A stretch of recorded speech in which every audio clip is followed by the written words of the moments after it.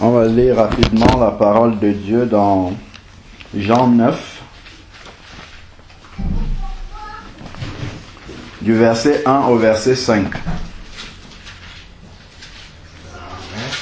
Jean 9, verset 1 à verset 5.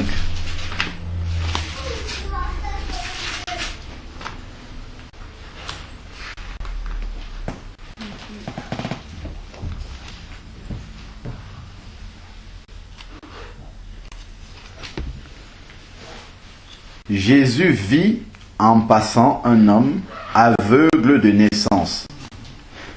Ses disciples lui demandaient: Rabbi, qui a péché, lui ou ses parents, pour qu'il soit né aveugle?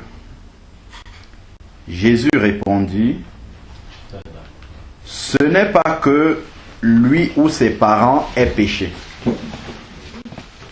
mais c'est afin que les œuvres de Dieu soient manifestes en lui. Mais c'est afin que les œuvres de Dieu soient manifestes en lui. Donc on lit dans Jean 9, du verset 1 au verset 5. Voilà. Verset 4. Il nous faut travailler tant qu'il fait jour aux œuvres de celui qui m'a envoyé. La nuit vient où personne ne peut travailler. Pendant que je suis dans le monde, je suis la lumière du monde. Amen. Amen. Alors, dans ce passage-là, on va regarder rapidement quelques pensées que le Seigneur nous donne là-dedans. Nous n'avons pas le temps de développer entièrement. Jésus vit en passant. Donc déjà ici, nous avons vu la dernière fois que pour aller vers les autres, il fallait passer beaucoup de temps, puisque Jésus est le modèle du serviteur de Dieu dans la Bible. Il y en a d'autres, mais le modèle même c'est Jésus. Alors Jésus passait beaucoup de temps dans la prière. Souvent il passait des nuits entières pour justement se préparer à ces journées qui étaient tellement chargées. Et on a dit, plus il passait du temps dans la prière, justement on voyait que lorsqu'il avait à traiter un cas, il ne passait pas 1 heure de temps dessus. Souvent, une seule parole d'autorité suffisait pour chasser un démon, pour guérir un malade ou pour annoncer la parole de Dieu à quelqu'un. Il ne passait pas beaucoup de temps. Pourquoi? Parce que avant, il avait déjà passé beaucoup de temps dans la présence de Dieu, dans la prière. Et c'est dans la prière justement que Dieu renouvelle et nous donne les directives pour la journée ou pour la sortie. Donc nous devons suivre le modèle de Jésus. Et donc on voit ici dans la journée de Jésus, Jésus est en train de marcher avec ses disciples. Jésus vit. Ça veut dire que Jésus était attentif à tout ce qui se passait autour de lui. Ben de la même manière, nous aussi aujourd'hui, nous sommes confrontés à tellement de souffrances dans ce monde qui nous interpellent. Nous voyons la souffrance. Et Dieu va nous dire que ce n'est pas par nous-mêmes, je crois c'est dans Éphésiens 3 verset 20, ce n'est pas par nous-mêmes, mais par la puissance, par l'Esprit de Dieu qui habite en nous. Donc, c'est comme si partout où nous marchons, nous avons, ce n'est même pas comme si, c'est une réalité. Partout où nous marchons, nous avons Jésus en nous. Donc, c'est pas pour rien que Jésus a dit, celui qui croit en moi pourra faire les mêmes œuvres que moi et il en fera même encore de plus grandes. C'est pas que lui, il va en faire, mais c'est parce que la présence de Jésus est en lui qu'il peut faire les mêmes œuvres que Jésus. Donc, de la même manière, lorsque nous marchons en route et que nous voyons la souffrance, que nous voyons des malades, des aveugles, des mendiants, tout ça, si nous avons de la foi comme Jésus, nous pouvons nous arrêter et dire à un paralytique, lève-toi et marche au nom de Jésus. Amen. Parce que c'est Jésus, c'est juste de l'incrédulité, c'est parce que nous ne sommes pas suffisamment, notre pensée n'est pas suffisamment renouvelée pour avoir ce courage-là. C'est parce que lorsque nous sommes à l'extérieur, si c'est à l'église, on peut prier comme ça. Mais lorsque nous sommes dehors, notre pensée est sujette à la pensée du monde. Et c'est pour ça qu'on doit être constamment dans l'adoration et la prière, pour que notre pensée ne soit pas infectée par la pensée du monde. Parce que lorsqu'on va voir quelqu'un dans la souffrance comme ça, tout un tas de questions vont commencer à trotter dans notre tête. Et si je fais, ça ne marche pas. Et si je vais vers lui, est-ce qu'il ne va pas m'agresser? Et si, et si, et si, et si. Moi, j'ai expérimenté pour la première fois comme ça, il y a quelques mois, justement où le Saint-Esprit m'a repris dans une situation. En fait, j'allais dans une librairie chrétienne pour acheter je ne sais plus trop quoi. Et lorsque je m'approche comme ça de la librairie, en face, il y avait un banc public. Et sur le banc public, il y avait un SDF qui était là. Mais le monsieur, il était très très malade, d'abord déformé. Il n'arrivait pas à se mettre tout droit debout. Il était tordu d'un côté comme ça. Et donc, il se déplaçait avec le torse complètement courbé. Et donc, j'étais en train de le voir. Et j'avais mal pour lui. Vraiment, j'avais vraiment beaucoup de compassion pour lui. Et j'avançais vers la librairie. Et puis, les gens entraient dans la librairie chrétienne et tout. Et lorsque je me suis approché, avant même de prendre la poignée de la porte, le Saint-Esprit m'a arrêté là. Je me suis arrêté devant la porte. Et j'ai commencé à observer le monsieur. Je voyais comment il avait du mal à se déplacer. Et le Saint-Esprit était en train de parler en moi. Il me disait, là, tu vas rentrer dans la librairie pour acheter certainement des livres qui vont te donner encore plus de connaissances. Mais qu'est-ce que tu fais déjà de ce que tu as? Voilà quelqu'un qui est dans le besoin.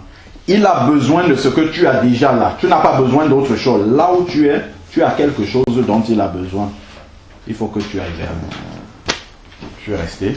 Je suis allé vers lui. Je lui ai demandé d'abord s'il avait besoin d'aide parce qu'il était en train de déplacer ses trucs. Il m'a dit non, ça va. Est-ce que vous avez besoin d'argent? Il me dit non, c'est bon. Il a tout ce qu'il faut.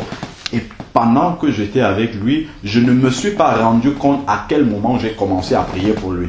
Mais à haute voix. J'ai commencé à prier pour lui et de la prière simple, je suis passé à une prière d'autorité où je parlais directement à Satan qui était en train justement d'opprimer ce monsieur-là.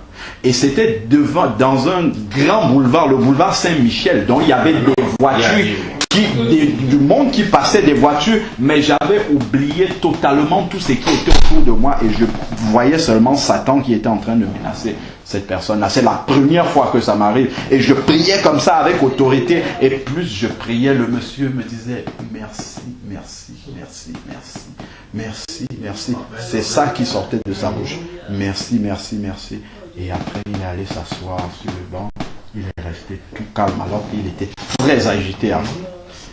Et juste après, il y a deux personnes qui sont venues vers moi, qui ont commencé à me dire « Ouais, vous n'avez pas le droit, on est dans un pays laïque, vous n'avez pas le droit de prier pour les gens en haut, tout ça. » Bon, ils ont commencé à raconter tout un tas de choses. Donc, juste pour dire que les cas, quand nous lisons la Bible, c'est encore théorique. Mais la pratique, Jésus, on a tellement de cas sur lesquels on peut pratiquer la parole de Dieu dehors. C'est juste qu'on a, je ne sais pas, on n'a pas suffisamment de foi pour le faire. C'est comme l'évangélisation. Jésus passait toutes ses journées à évangéliser les gens. Mais combien de chrétiens évangélisent là dehors comme Jésus? Quelqu'un qui se lève le matin, en marchant, il marchait, ben, ceux qu'il trouve, il trouve la Samaritaine, il lui parle, il trouve Zachée, il parle, il trouve Matthieu, Lévi, il dit suis-moi, il trouve l'autre Nathanaël, viens avec moi, ainsi de suite. Ben, c'est ce que Jésus faisait à longueur de journée. Et les œuvres de Jésus, en fait, doivent être les mêmes qu'on doit pratiquer. En fait, on doit réapprendre l'évangile. Je crois que tous, on a à réapprendre, puisque nous disons que notre modèle est Jésus, mais seulement nous avons un fonctionnement qui est totalement différent de celui de Jésus. Jésus ne se levait pas chaque matin pour aller entrer dans une église, s'enfermer là-bas, ou alors une fois par semaine, s'enfermer là-bas, ressortir et revenir le dimanche d'après. Jésus, c'est pas comme ça qu'il marchait. C'est pas étonnant que nous marchions dans la défaite. Si nous nous limitons justement aux œuvres du Seigneur une fois par semaine, un dimanche matin, ça ne suffit pas pour avoir suffisamment de foi pour marcher comme Jésus marchait. Jésus, quand il était devant, peu importe le cas de maladie qu'il avait devant lui, n'avait pas peur. Et quand il priait, il disait, je te remercie, mon Père, parce que tu m'exauces toujours. Pourquoi? Parce qu'il était tellement dans la présence de Dieu, tellement connecté à Dieu qu'il avait les mêmes pensées que Dieu. Il n'avait pas les pensées de ceux qui étaient autour de lui. Quand il arrive chez Jairus, il dit aux gens qui sont incrédules de sortir d'abord. Parce que eux, ils avaient d'autres pensées qui pouvaient, comme on disait tout à l'heure, polluer les pensées de ceux qui avaient la foi. Il leur a demandé de sortir. Il est resté avec ses disciples qui avaient la foi. Et Jairus, sa femme, qui voulait que l'enfant, puisqu'il allait chercher Jésus, ça veut dire qu'il avait la foi que Jésus pouvait faire quelque chose pour cet enfant qui était couché et mort déjà. Donc, cette foi-là, dans cette atmosphère-là, la pensée de Jésus était fraîche, connectée au Père, et là il peut prier pour le malade et le malade réagit ou même le mort. C'est l'incrédulité. Souvent on peut même vouloir le faire, mais même dans l'église, quand tu vois seulement l'incrédulité autour de toi, hop, ta pensée aussi, tu fais comme tout le monde. C'est pour ça que justement la présence de Dieu est très très importante pour renouveler notre pensée. Voilà. Donc, et Jésus n'a pas hésité justement. Et il dit ici, ce n'est pas que lui ou ses parents aient péché, mais c'est afin que les œuvres de Dieu soient manifestes en lui. Je suis certain par la foi qu'il y a beaucoup de gens ici dehors qui ne sont pas malades parce que leur famille a péché. Mais c'est pour que les chrétiens aient des travaux pratiques dehors. Mais qui vient faire les travaux pratiques? Personne. Qui prie pour les malades qui sont dehors? Personne. On demande aux gens d'amener les malades dans l'église. Vous avez beaucoup de cas là, ils ne viendront jamais, jamais, jamais à l'église. Si un chrétien n'ose pas dire au nom de Jésus, lève-toi et marche, jamais la personne ne viendra à l'église. Ça veut dire qu'il y a plein de cas là que Jésus veut guérir, mais que personne n'ose, je n'aurais même pas dit essayer, n'ose prier pour eux. Alors que Jésus a prévu ces cas-là. Souvent, les gens nous disent, mais si Dieu existait, pourquoi telle personne serait dans telle situation? Pourquoi tel serait aveugle? Pourquoi tel serait SDF dehors, boiteux en plus? Pourquoi Jésus a prévu ça? Jésus a prévu pour que nous ayons à expérimenter la foi, mais sauf que nous ne faisons pas notre part du travail. Il y a beaucoup de gens qui sont là dehors, que le Seigneur aimerait que les chrétiens aillent tester ce qu'ils ont lu dans la parole pour voir si ça marche. Mais nous, on est tellement dans le raisonnement qu'on n'ose pas faire ça. Et si on n'ose pas, jamais on ne saura si ça marche. Jamais. Pourquoi certains serviteurs de Dieu font des grandes croisades d'évangélisation, il y a des paralytiques qui marchent ainsi de suite? Pourquoi ça marche comme ça? Parce que quand les gens vont là-bas, ils pensent que c'est l'homme qui fait ça. Donc ils ont la foi, ils se disent que si c'est Renard Bonke qui prie, je vais guérir. Alors que n'importe qui peut prier. N'importe qui. Donc c'est parce qu'ils ont la foi, ils vont avec la foi déjà là-bas. Et puis le serviteur de Dieu, c'est un chrétien comme n'importe qui. Il fait juste une prière, mais comme il y a la foi en face, et tout le monde qui est là est venu pour attendre une guérison, la foi est là et ça marche.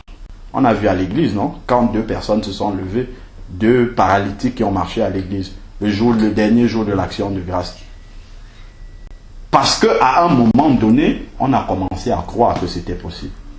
Parce qu'il y a un serviteur qui s'est levé, qui a commencé à parler, et la foi du plus grand nombre a commencé à monter.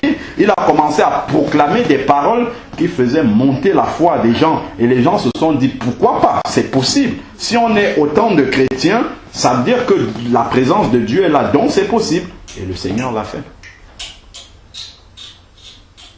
C'est juste par incrédulité qu'on n'ose pas faire ce genre de choses. Alors, il nous faut, verset 4, il nous faut travailler. Vous voyez, c'est un impératif. Il nous faut travailler tant qu'il fait jour. C'est quoi jour pour nous? Ça veut dire beaucoup de choses pour nous chrétiens. Tant qu'il fait jour pour nous, tant que j'ai la santé, demain je ne sais pas. Peut-être demain je voudrais évangéliser, mais je serai cloué dans un lit, je ne pourrai plus rien faire. Tant qu'il fait jour, j'ai encore du temps. J'ai encore un peu d'argent pour acheter des traités, je peux le faire. En fait c'est ça le jour. Tant que j'en ai la possibilité, tant que je suis encore disponible pour le faire, il faut que je le fasse. Tant qu'il fait encore jour. Et en plus, tant que nous avons encore la liberté de le faire.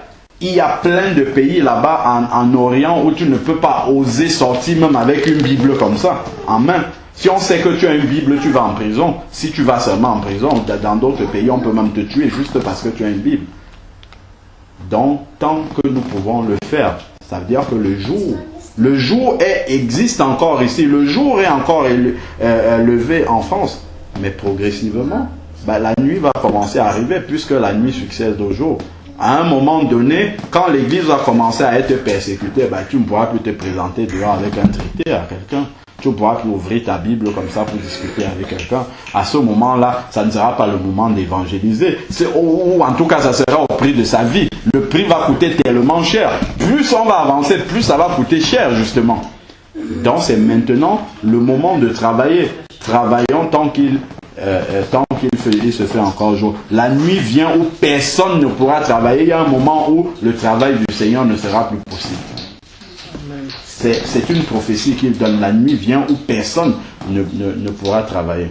Donc profitons du moment que nous avons maintenant pour faire le maximum de nos possibilités pour travailler pour le Seigneur. L'apôtre Paul va nous dire, j'avais noté les passages, c'est dans Ephésiens 5 au verset 16 et dans Colossiens 4, 5, rachetez le temps. Les jours sont mauvais. Rachetez le temps. Nous ne savons pas à quel moment, justement, ça peut s'arrêter brutalement. Même notre vie peut s'arrêter. Et les seules choses que nous emportons, l'apôtre Paul a dit, nous n'avons rien à mener dans le monde, nous ne pouvons rien emporter. Dans tout ce qui est du matériel, rien ne peut nous suivre. Qu'est-ce qui va nous suivre?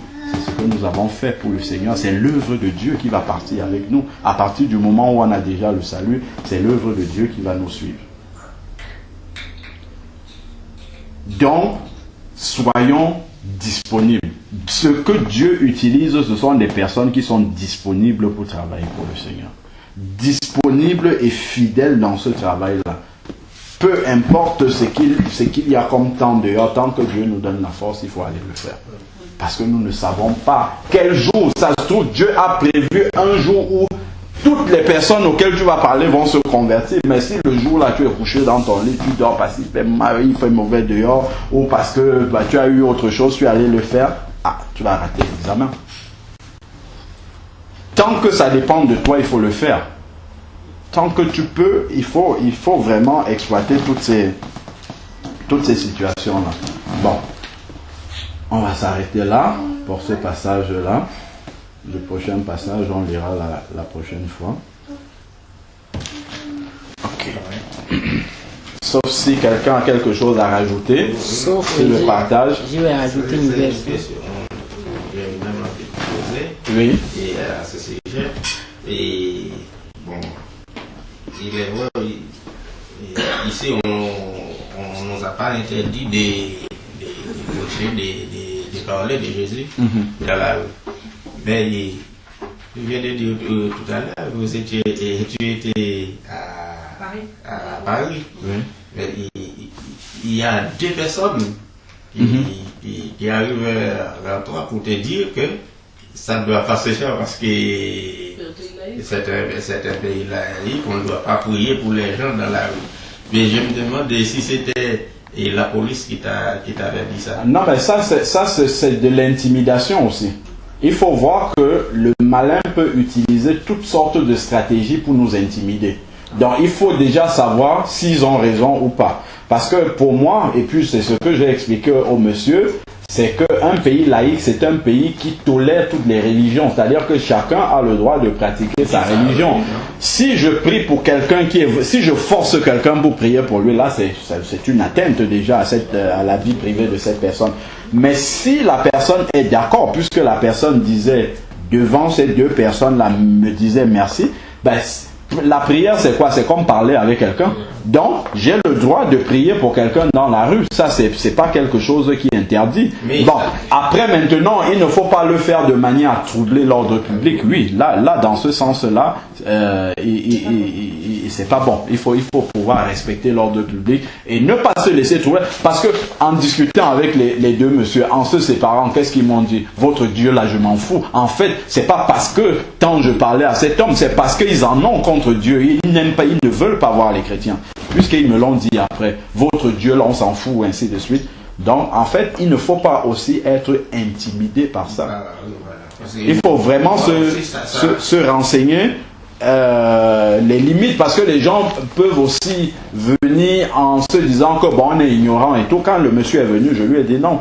Montrez-moi les textes qui me montrent que je n'ai pas le droit de parler avec quelqu'un en route. J'ai le droit de parler avec qui je veux. La prière, c'est parler avec quelqu'un. Donc, je ne vois pas en quoi est-ce que j'ai commis une faute de parler à quelqu'un. Et le monsieur ne m'a pas interdit de lui parler. Donc, vous n'avez pas à me blâmer par rapport à cela. Oui, ça m'arrive aussi de prier pour quelqu'un dans la rue. Oui. Aussi, c'était c'est moi. Oui. Ouais, bon, par contre, lui, il était chrétien, il s'est fait convertir dans l'islam. Oui, à l'islam. Oui. Et puis, bon, ben, on était en train de lui parler, et puis après, il nous disait, il faut prier pour lui, afin que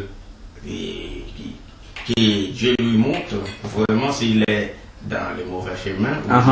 Dans le bon. Oui, voilà. Et puis on a prié pour lui. Et puis Amen. Jusqu'à maintenant, on ne les voit pas. On ne sait pas qu'est-ce qu'il a. Parce que ça, ce sont les intimidations du malin. Imaginez-vous qu'on n'ait pas le droit vraiment de prier avec les gens. Ça veut dire que si tu conduis une âme au Seigneur, tu ne peux même pas faire la prière de repentance avec elle.